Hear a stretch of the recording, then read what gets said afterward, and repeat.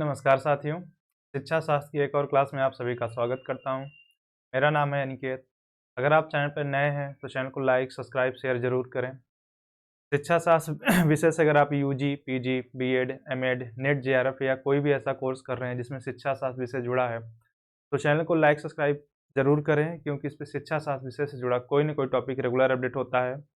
Western philosophy का हम concept लेके चल रहे हैं। इसमें अभी तक हम प्रयोजनवाद, यथार्थवाद, प्रकृतिवाद, आदर्शवाद के कॉन्सेप्ट को समझ ले रहे हैं चुके हैं।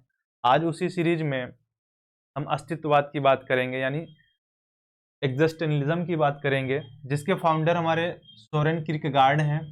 अब ये दर्शन, जैसे इसका अगर नाम पे अर्थ निकालें, अस्तित्ववाद, यानी ये सवाल उठाता है आपके अस्तित्व पे। क्योंकि जितनी भी अभी तक 4 फिलॉसफीज थी, जैसे प्रकृतिवाद प्रकृति के भरोसे छोड़ने की बात करता है, आदर्शवाद अध्यात्म के भरोसे, और बाकी यथार्थवाद और प्रयोजनवाद मानव को क्रियायुक्त मानते हैं और भौतिक जगत पे छोड़ देते हैं। लेकिन इन सब में एक सवाल उठाता है यह दर्शन कि ह्यूमन कहाँ पे इसमें एग्जिस्ट कर रहा है, वो कहीं पे है या नहीं। अगर साधारण भाषा में कहें तो जो अभी तक हमने फिलॉसफी पढ़ी, वो ह्यूमन के क्या होता है कि जो उनका एक सार तत्व होता है उसकी खोजने की बात करते हैं। एक ट्रेडिशन चलता है कि इस चीज़ को हमें जानना है, लेकिन ये उसके खिलाफ आवाज़ उठा के कहता है कि हम कहाँ पे हैं इस पे। यानी जो ह्यूमन लाइफ है, ह्यूमन जगत है, मानव जगत है, वो उस पे प्रश्न उठाता है कि हम कहाँ एग्जिस्ट कर रहे हैं, हमारा कोई अस्तित्व है या नहीं, या हमें किसी न किसी के भरोसे, किसी न किसी के सहारे छोड़ दिया गया है। तो इस पे प्रश्न चिन्ह उठाने वाला जो दर्शन बनता है अस्तित्ववाद है। एक्चुअल में से कई जो फिलोसफर है इसे पीड़ा, दुख, निराशा, त्रासदी का दर्शन मांगते हैं। क्योंकि एक दौर था, जैसे वर्ल्ड वार हुए हैं, 2 वर्ल्ड वार हुए हैं, तो मानव ये सोचने पे विवश हो गया कि अगर इसी तरह अगर कोई और वर्ल्ड वार हुआ तो क्या हम बचेंगे? क्योंकि विज्ञान इतना ज़्यादा डेवलप हो गया तो उसकी अति भी हमारे लिए नुकसानदेह हो रहा है। भाई परमाणु बम गिरा, पूरा जापान तबाह हो गया, उसके 2 शहर पूरी तरह से बर्बाद हो गए।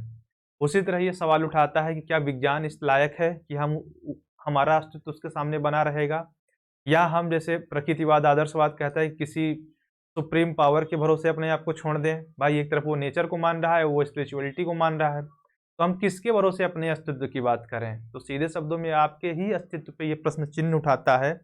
कायदे से ये क्या दर्शन है कि एक भौतिकवादी दर्शन है, ठीक है, लेकिन ये क्या करता है कि मानव की गरिमा को बनाए रखता है कि आपकी जो रिस्पॉन्सिबिलिटी है, आपका जो एक होता है ना कि आपको रिस्पेक्ट दी जाएगी, उस चीज को ये मेंटेन रखता है। लेकिन सबसे बड़ी चीज ये है, ये मानव की स्वतंत्रता का पक्षधर है। यानी जो मानव की क्या है फ्रीडमनेस है, उसको ये बढ़ाना चाहते हैं, उसको ये बनाए रखना चाहते हैं, उसको क्या है वो खत्म नहीं करना चाहते हैं। अगर साधारण भाषा में कहे तो यह प्रश्न करता है कि मानव का अस्तित्व क्या है, एक लाइन में, कि आपका अस्तित्व क्या है, क्या वो उचित दिशा में बढ़ रहा है, क्या आपके विकसित हो रहे हैं या नहीं। इन सारी चीजों को जो सवाल उठाता है वो हमारा अस्तित्ववाद है। अब अगर इस दर्शन की हम तत्व मीमांसा, ज्ञान मीमांसा और मूल्य मीमांसा की बात करें, तो तत्व मीमांसा में क्या होता है कि ये मानव के अस्तित्व की रक्षा करने की बात करते हैं। पहले ही इनकी थीम लाइन है कि भाई अपने आप को बचाओ, बचे रहोगे तब तो कुछ करोगे।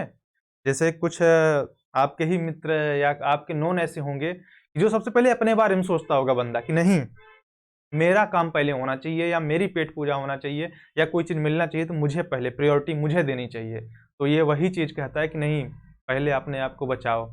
यानी मानव की अस्तित्व रक्षा करना है और फिर स्व का उसे बोध कराना है कि तुम क्या हो, तुम क्या कर सकते हो, इस चीज़ का क्या है उसे बोध हमें कराना है। यह इस दर्शन की तत्व मीमांसा है। उसके बाद हम ज्ञान मीमांसा की बात करें तो ये क्या होता है, अंतर्ज्ञान के द्वारा, आत्मबोध के द्वारा क्या होता है कि मानव अस्तित्व को जानने की बात करते हैं। तत्व मीमांसा के कॉन्सेप्ट की समझने की बात करते हैं कि जब तक क्या हो, आपको आत्मबोध हो जाए या आप चीजों को समझने लायक हो जाए, तब क्या होगा, आप इस दर्शन के तत्व मीमांसा की ओर आगे बढ़ेंगे। और ये आगे भी कहता है कि अगर 2 विचार एक जैसे आ जाएं, कि कोई थॉट लगभग एक जैसे हो, तो हम क्या करेंगे कि हम तर्क के द्वारा किसी एक का चुनाव करेंगे। मूल्य मीमांसा में हम बात करते हैं तो ये क्या कहता है कि स्वतंत्रता के साथ उत्तरदायित्व का वहन, कि आपको हम फ्रीडम तो दे रहे हैं लेकिन साथ में रिस्पॉन्सिबिलिटी भी दे रहे हैं। कि हम जैसे मम्मी पापा, कई बार क्या होता है, कोई काम आप अपने मन का करना चाहते हो और चालू होते हैं मम्मी पापा, कह देते हैं ठीक है जैसा तुम्हें उचित लगे कर लेना। अब तुम खुद ही प्रश्न के घेरे में आ जाते हो कि मैं करूं या ना करूं, क्योंकि उन्होंने तुम पे भले छोड़ दिया हो, लेकिन वो इनडायरेक्टली कह रहे हैं करना मत तुम। तो ये कहता है कि मानव स्वतंत्रता का पक्षधर तो है, लेकिन क्या कहता है कि जब आप फ्री होते हैं तो आपके ऊपर रिस्पॉन्सिबिलिटी आती है। और ये एक लाइन में इस चीज को एक्सप्लेन करते हैं, तो ये कहता है कि आप अपने कृत्यों के जिम्मेदार खुद होंगे। ठीक है, कृत्य का मतलब यहाँ पे कर्म से है कि आप जो भी चीज करेंगे उसका कर्म का फल जो भी होगा उसके क्या है, जो भी हो रहा है उसके सिर्फ आप जिम्मेदार हैं, कोई और नहीं है। तो आप अपने कर्मों का चुनाव सोच समझ के करें, ऐसा ये कहना चाहते हैं इनडायरेक्टली।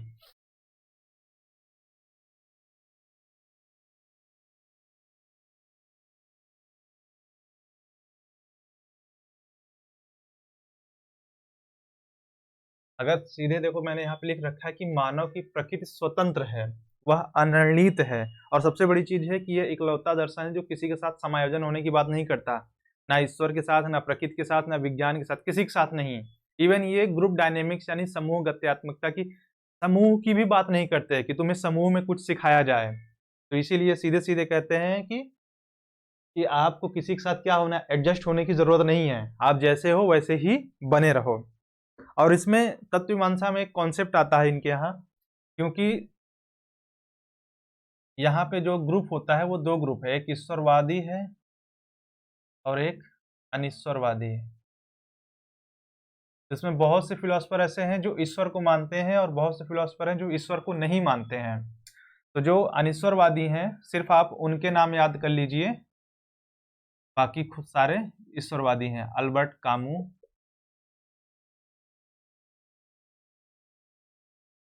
नीत्शे,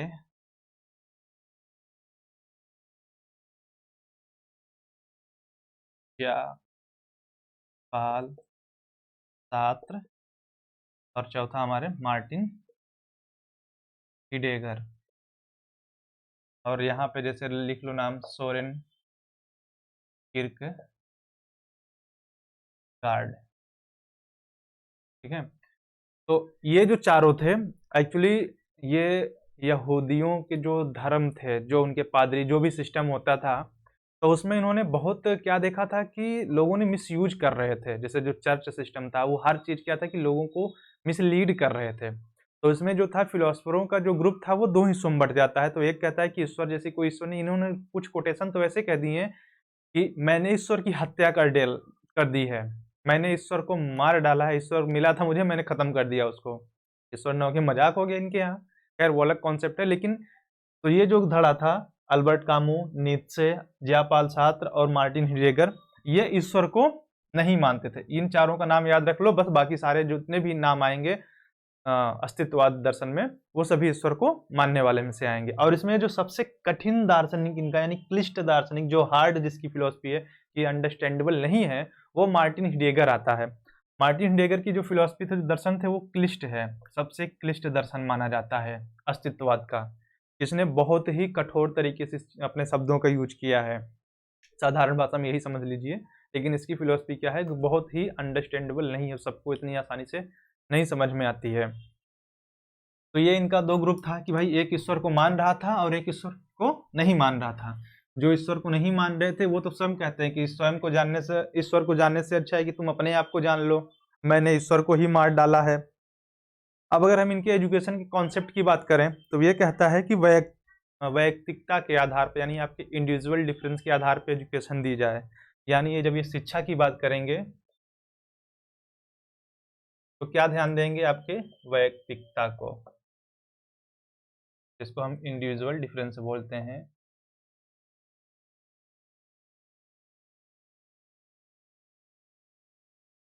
जैसा मैंने पहले भी बोला है कि यह दर्शन क्या है, किसी भी प्रकार के ग्रुप डायनेमिक्स यानी समूह गत्यात्मकता को नहीं मानता। ये एकाकी प्रक्रम को एक्सेप्ट करने वाला है कि बालक अकेला भी हो ना, अकेले ही सिखाओ, समूह में उसे सिखाने की जरूरत होते नहीं। बालक की प्रकृति भी नहीं है, जैसे कि अभी लास्ट में हमने जो प्रयोजनवाद बताया था कि सामाजिक, वो कहता है कि बालक एक सामाजिक प्राणी है। ये इस चीज का विरोध करता है, कहता नहीं, बालक कोई सामाजिक प्राणी नहीं है, बालक अकेला है, वो एकाकी प्रक्रम में ही सीखेगा और उसी तरीके से चीजों को समझेगा। इनके यहाँ एक चीज चलता है, कॉन्सेप्ट है, सार तत्व की खोजने की। जब बात करते हैं पहले वो जान लेते हैं, फिर बाकी चीज, कि शिक्षा के द्वारा क्या होता है। ये वहां से जोड़ते हैं कि आप क्या होंगे, एकाकी। एकाकी होंगे, आपके अंदर क्या होगा, संघर्ष हुआ।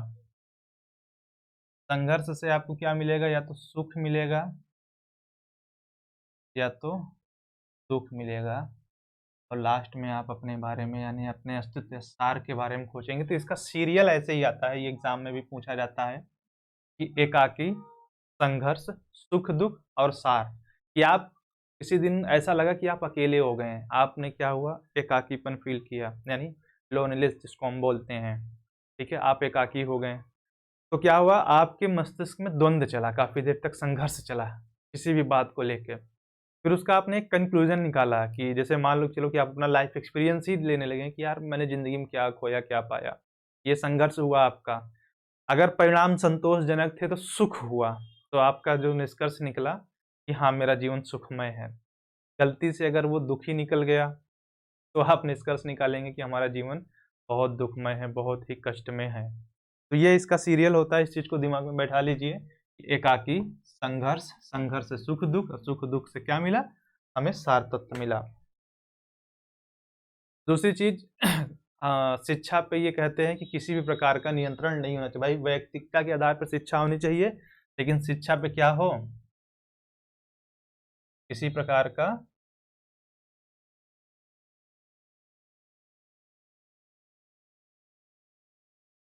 नियंत्रण नहीं होना चाहिए। यानी जो शिक्षा है, कह सकते हैं कि वो एक तरह से कंट्रोल्ड नहीं होनी चाहिए। अब देखो, अस्तित्ववादी शिक्षा का जो मुख्य उद्देश्य है, एक्चुअली जो इनका मेन एम है कि वो क्या है, कि जैसे कहा जाता है कि ये दुखों का, संघर्षों का, पीड़ा का, त्रासदी का, इन सब का दर्शन है।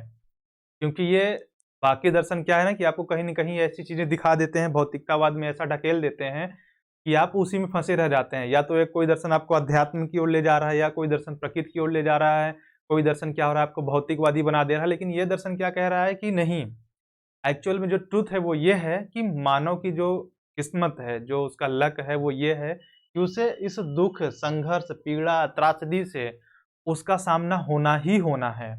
उसके बिना उसका जीवन ही संभव नहीं हो सकता है। तो इस चीज के लिए क्या करना है, बालक को हमें तैयार करना है कि टीचर कैसा हो, कि ये जो दुख, संघर्ष, पीड़ा, त्रासदी जो भी चीजें हैं, उसके लिए मुझे बालक को तैयार करना है। ये इस दर्शन का यानी जो इनका शिक्षा है, वो शिक्षा देने का मुख्य उद्देश्य ये है कि सतत पीड़ा के लिए बालक को हम तैयार करेंगे। अब अगर हम बात कर रहे हैं यहाँ पे बालक कैसा हो, कि भाई कोई ना कोई तो सीखने वाला होगा, यानी जिसको हम बालक कह लीजिए या छात्र कह लीजिए या स्टूडेंट कह लीजिए। तो ये कहते हैं कि बालक केवल बालक है। ना तो उसे वयस्क, लघु प्रौढ़ मानिए, ना प्रकृति के अनुरूप छोड़िए, ना सामाजिक के रूप में। उन्होंने कहा नहीं, बालक केवल बालक है, बेचारा भोला भाला, यानी केवल बालक है, छोटा बच्चा। ठीक है, उसकी अपनी स्वतंत्रता है। मतलब बालक है तो उसके पास क्या है, स्वतंत्रता है, जो कि उसकी अपनी है, जो हमें बनाए रखना है। उसके अंदर क्या है, किसी भी प्रकार की सामूहिक प्रवृत्ति नहीं है। किसी, जैसा कि मैंने बताया था कि इस दर्शन में किसी भी सामूहिक प्रवृत्ति को नहीं माना जाता। यानी बालक है, उसके अंदर स्वतंत्रता है, लेकिन उसके अंदर ग्रुप डायनेमिक्स यानी समूह गत्यात्मकता जैसी कोई भी चीज नहीं है। शिक्षा का कार्य क्या है, कि बालक की ये जो विलक्षणता होती है, कि मतलब हर बालक, इनका मानना था कि अपने आप में यूनिक है, इसीलिए इंडिविजुअल की बात करते हैं कि हर बालक अपने आप में यूनिक है। तो शिक्षा का काम क्या है, कि बालक की जो यूनिकनेस है, यानी जो उसकी विलक्षणता है, ठीक है, हमें इस चीज को सेव करना है, यानी इसी चीज को हमें बचाए रखना है। यानी बालक की जो विलक्षणता है, जो भी चीजें हैं, हमें उसकी रक्षा करना है। और क्या करना है, कि बालक के अंदर हमें आत्मनिर्णय लेने की शक्ति का विकास करना है। और उसके अंदर जब ये शक्ति विकसित हो जाए या उसके अंदर हो, तो हमें इसी चीज का संरक्षण करना है। किसकी, आत्मनिर्णय लेने की प्रवृत्ति का। इस चीज का हमें क्या करना है, संरक्षण करना है। तो ये था इनके यहाँ बालक, इन्होंने कहा कि बालक केवल बालक है, वो स्वतंत्र है, किसी भी प्रकार की सामूहिक प्रवृत्ति नहीं, उसके अंदर विलक्षणता है, उसके अंदर आत्मनिर्णय लेने की शक्ति है, उसको हमें विकसित करना है और इन चीजों को हमें क्या करना है, बचाए रखना है। अब बात कर लेते हैं शिक्षक की।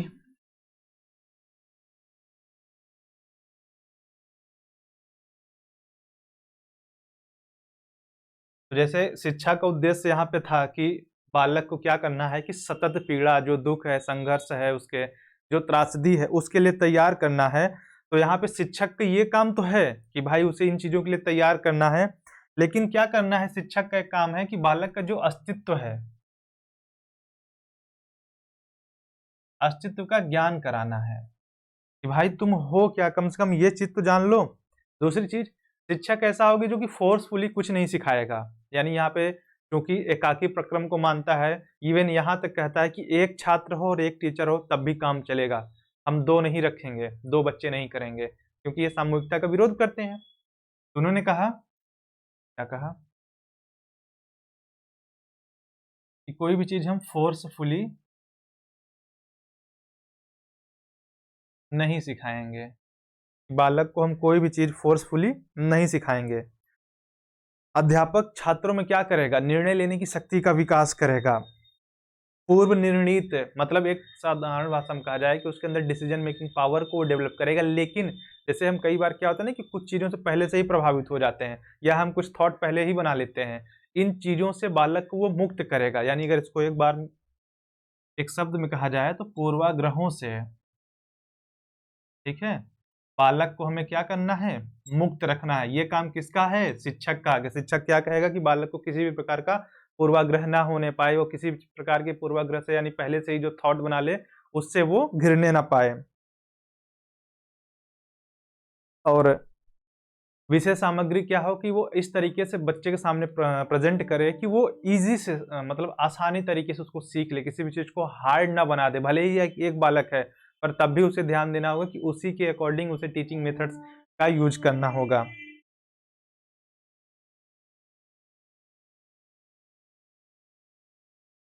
देख लो कैसा दर्शन है कि तुमको दर्द सहने के लिए तैयार कर रहा है।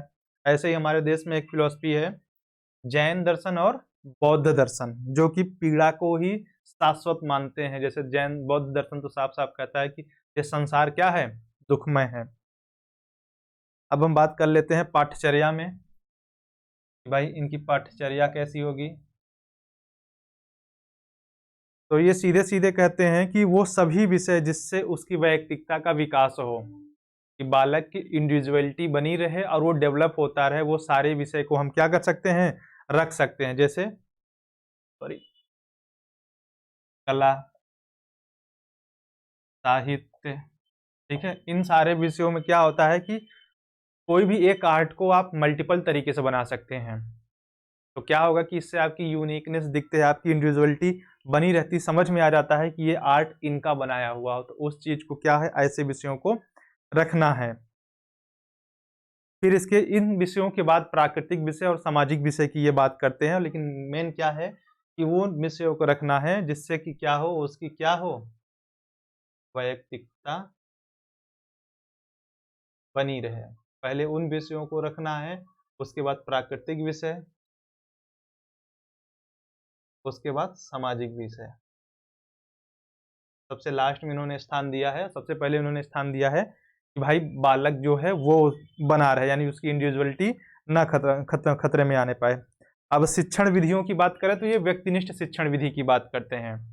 शिक्षण विधि की अगर बात करें, यानी टीएम टीचिंग मेथड की, तो ये वस्तुनिष्ठ ना होके व्यक्तिनिष्ठ है।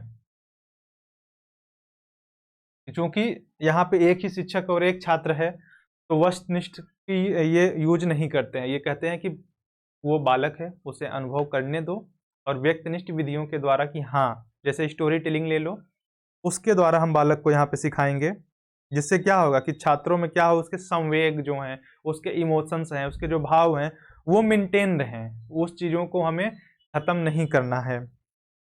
इसके अलावा सुकराती विधि, स्वशिक्षण और खोज विधि या अंतर्ज्ञान विधि को ये मानते हैं। मैं तो यहाँ नाम लिख देता हूँ। इसके अलावा सुकराती विधि, स्वशिक्षण और खोज विधि। देखो, सुकराती विधि क्या है, कंफ्यूज मत होना, इसी को कई जगह पे प्रश्नोत्तरी विधि कहा जाता है कि आप प्रश्न पूछिए और सामने वाला क्या हो, जवाब देता है। सुकरात भी यही करता था अपने टाइम पे, और सुकरात इसी कारण उतना फेमस नहीं करा पाया था आदर्शवाद को, क्योंकि वो एक जगह नहीं होता था, वो कहीं जाता था, टीले या चौराहे पे खड़ा होकर चिल्लाने लगता था। जब लोग अट्रैक्ट हो जाते थे उसकी तरफ, तब वो क्या होता था, उनसे सवाल पूछता था, और सवाल पूछने के बाद उनको क्या होता था कि नहीं जवाब दे पाते थे, तो वो जवाब देता था। तो इसी मेथड का नाम पड़ा था सुकराती विधि। अब हम विद्यालय और दो इसके पॉइंट बचे कि विद्यालय इसका कैसा हो, अनुशासन कैसा हो। तो विद्यालय की अगर बात करें तो ये एकाकी मानते हैं, ठीक है। एकाकी प्रक्रम को ये लेके चलते हैं, उसको छोड़ेंगे नहीं। एकाकी विद्यालयों को उन्होंने एक्सेप्ट किया है, परंपरागत विद्यालयों का विरोध किया है कि जो ट्रेडिशन में चले आ रहे थे परंपरागत हमारे, उनको वो नहीं फॉलो करता। और अगर अनुशासन की बात करें तो ये बालक की स्वतंत्रता के पक्षधर है, यानी स्वतंत्र तो उसे छोड़ देंगे, लेकिन उसके ऊपर अनुशासन ऐसे दे देते हैं कि तुम जो भी करोगे, जो भी तुम्हारा कृत्य है, उसके जिम्मेदार कौन होगा, तुम खुद हो। मतलब आपको, तुमको आजाद तो छोड़ दिए, लेकिन तुम सही करोगे गलत करोगे, जो भी उसका परिणाम आएगा, उस परिणाम के भुक्तभोगी तुम ही होगे, कोई और नहीं होगे। इन्होंने कहा कि स्वतंत्रता हो, हम आपको फ्रीडम दे रहे हैं, लेकिन वो क्या हो कि एक मर्यादा में रहे, ठीक। तो ये फिलोसफी के जो पॉइंट्स थे हमने यहाँ पे एक्सप्लेन किए। अब अगर इसके कुछ फैक्ट्स की बात करें, या जैसे कि लास्ट के कुछ लाइनों में हम सबमिट करते हैं पूरी फिलोसफी कैसी है, तो हम उसका बात करते हैं अब।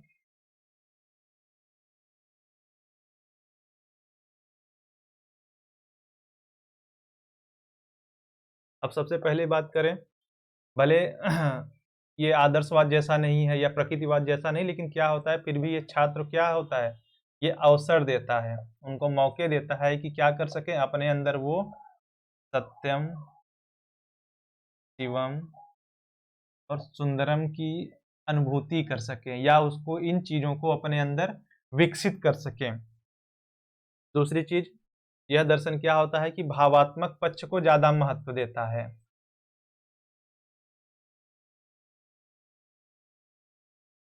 बाकी दर्शन अपनी अपनी चीजों को इंपॉर्टेंट देते हैं, जैसे प्रकृतिवाद कहता है कि भाई प्रकृति सर्वे सर्वा है, उस पर फोकस करो।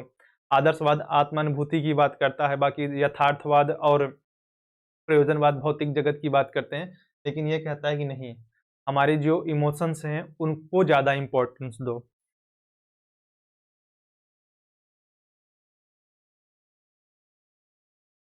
फिर ये कहते हैं कि क्या चयन किया जाए, इसका अध्ययन किया जाना चाहिए। ये इसलिए कहते हैं क्योंकि मानव ये मानते हैं कि जो मानव की स्थिति है वो अनिर्णित है, वो डिसीजन नहीं लेना चाहता है, वो बचना चाहता है, क्योंकि एक चीज को लेने पे दूसरी चीज छूट जाएगी। स्वाभाविक है कि भाई आप दो में से किसी एक का चुनाव करेंगे तो एक छूट ही जाएगी। तो इसीलिए क्या कहते हैं कि ये उन चीजों को चुनो जो तुम्हारे लिए नेसेसरी हैं, मतलब इनके बिना तुम्हारा काम नहीं चलेगा, इसलिए चुनाव उन्हीं चीजों का करो। किसी भी ऐसी चीजों का चुनाव ना करो जो तुम्हारे लिए उपयोगी ही ना हो। तो इसीलिए क्या कहते हैं कि क्या चयन किया जाए, इसका अध्ययन भी यह दर्शन कराता है। फिर ये कहता है कि कोई सामाजिक आचार संहिता नहीं है, यानी कोई सामाजिक आचार संहिता नहीं है, यानी कैसे रहना है, कैसा अनुशासन होना चाहिए, किस प्रकार के नियम कानून हैं, कोई इसकी एक फिक्स बुक नहीं है या किताब नहीं। ये थोड़ा इस मामले में प्रयोजनवाद जैसा हो जाता है, क्योंकि प्रयोजनवाद भी यही चीज कहता है कि किसी भी प्रकार के पूर्व निश्चित सिद्धांतों, मूल्यों, तथ्यों, सत्यों को नहीं मानता। लेकिन ये इसको लगा देते हैं कि समाज के क्षेत्र में फॉलो कर देते हैं कि कोई भी सामाजिक आचार संहिता नहीं होती है। फिर ये कहते हैं कि जैसे ध्यान देना, एक कॉन्सेप्ट है कि इंद्रिय अनुभव ज्ञान।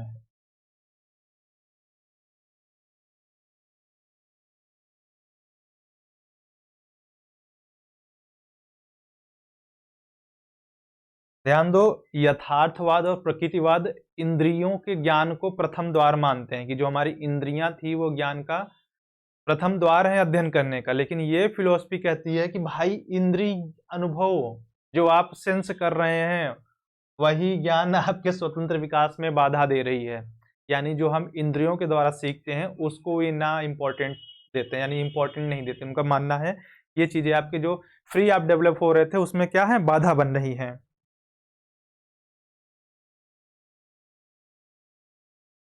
जैसे कि मैंने कहा कि ये विज्ञान को नहीं मानते हैं, क्योंकि विज्ञान की वजह से इंसान की क्या आ गई, लाइफ बहुत ज़्यादा खतरे में आ गई है। तो ये वैज्ञानिक मेथड को भी नहीं मानते हैं और उसको क्या करते हैं, ये तिरस्कृत कर देते हैं, हटा देते हैं और कहते हैं क्योंकि यह निर्वैयक्तिक है। भाई आप लैब में, इन्होंने एग्जाम्पल दिया कि आप लैब में क्या होता है, प्रयोग करते हैं, चीज़ों का एक्सपेरिमेंट करते हैं, आप जानवरों पे कर रहे हैं, क्या उनके जीवन का मूल्य नहीं है? मूल्य तो उनका भी है, लेकिन क्या है कि हम पावरफुल है तो हम ऐसा थोड़ी करेंगे। तो इस वजह से क्या होता है कि इन चीज़ों को ये महत्व नहीं देते हैं।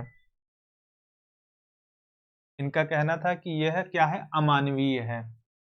अब जैसे मैंने बताया था कि इन्होंने कुछ कोटेशन दी है इनके फिलोसफर्स ने, जैसे हिडेगर, मार्टिन हिडेगर नाम है पूरा, मार्टिन हिडेगर। ये सीधे कहता है कि स्वयं को जानो, किसी चीज को जानने से पहले स्वयं को जानो। जब तक तुम खुद को नहीं जानोगे किसी और को नहीं जानोगे। इसी सीरीज में सात्र कहता है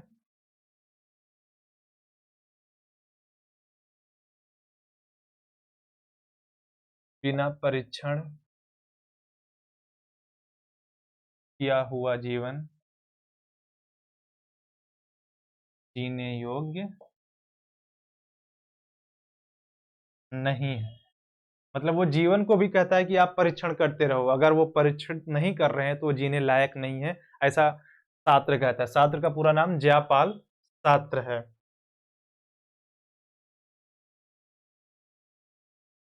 सोरेन किर्कगार्ड जो कि इसके फाउंडर हैं, वो कहता है कि व्यक्ति की आंतरिक यथार्थता ही सत्य है। यानी जो आप पर्सन है, व्यक्ति की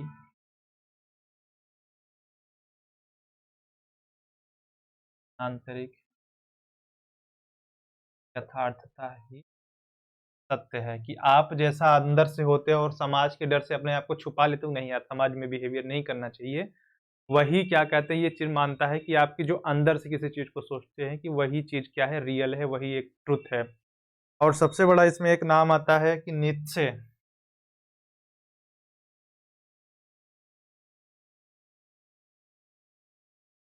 मैंने ईश्वर को मार डाला।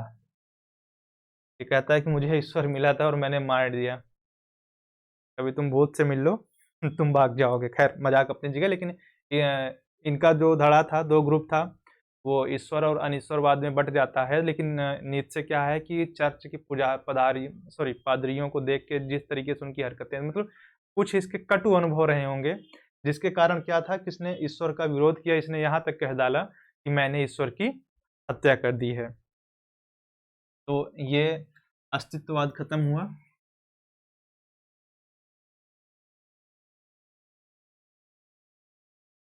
देखो, अस्तित्ववाद को अगर संक्षेप में अगर कहा जाए तो ये ऐसी दार्शनिक प्रक्रिया थी जो सीधे सीधे कहता था कि तुम अपने आप को जान लो, पहले अपने अस्तित्व को समझ लो, अपनी चीज़ों को जान लो, तुम क्या हो, कैसे एग्जिस्ट कर रहे हो, क्या यहाँ समाज में तुम्हारा स्थान है, क्या तुम जीवन जी सकते हो। इन सब पे जो सवाल लेके आया था वो था अस्तित्ववाद। इसके पहले के जितने भी दर्शन थे, चाहे आदर्शवाद रहा हो, चाहे प्रकृतिवाद रहा हो, चाहे प्रयोजन रहे हो, उन्होंने क्या हुआ कि किसी न किसी के भरोसे इंसान को छोड़ दिया। इवन प्रयोजनवादी भौतिक जगत, यथार्थवादी भौतिक जगत और समाज के भरोसे छोड़ देते हैं। लेकिन क्या ये जरूरी है कि समाज आपकी जिम्मेदारी ले? नहीं लेगा, कई बार नहीं लेता है, कई बार लेता भी है। तो इसी चीज़ों के खिलाफ जो आवाज़ उठा के दर्शन आया था वो अस्तित्ववाद था। अगली क्लास में हम मार्क्सवाद के बारे में पढ़ेंगे और उसके कॉन्सेप्ट के क्या है, कैसे वो फिलॉसफी है, कैसे जन्म हुआ उसका, तो उसके कॉन्सेप्ट को समझेंगे। तब तक एक बार फिर दोहराऊंगा कि अगर आप चैनल पर नए हैं तो चैनल को लाइक सब्सक्राइब शेयर करें, जिससे शिक्षा शास्त्र विषय से जो भी मैं वीडियो अपलोड करता हूँ आप रेगुलरली उसको पा सकें।